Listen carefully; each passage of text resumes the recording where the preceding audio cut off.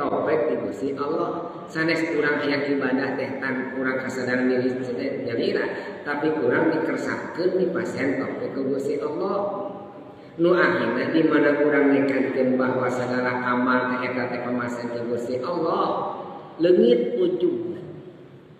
Leungit kagumna kana diri. Ibu teh tengah wengi tahajud, cek ibu teh alhamdulillah. Leungit ujungna nu ayana syukurna. Alhamdulillah Gusti abdi masih dipasan tiasa ibadah. Syukur teh ayana teh. Nu mawi nalika urang ganu tiasa amal soleh. Kade bisi aya ujung. Da amal soleh teh eta teh pamasan ti Gusti Allah.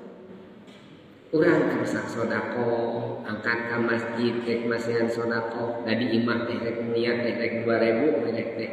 Tapi dia segina saku teh aya 2000, aya 10.000, aya 50.000, pas diboto teh 50.000 katingali gigi-gigireun rek diasupkeun deui era. Ieu teh kana asupkeun kana kenceleng entong, asupkeun kana kenceleng entong. Pan urang teh ngajahat teh patu-pati ikhlas eta teh. Daripada era teh asupkeun we kana kenceleng gitu. Janten amal urang kita pamasen ti Gusti Allah teh kendah disyukuran supados leungit ujungna.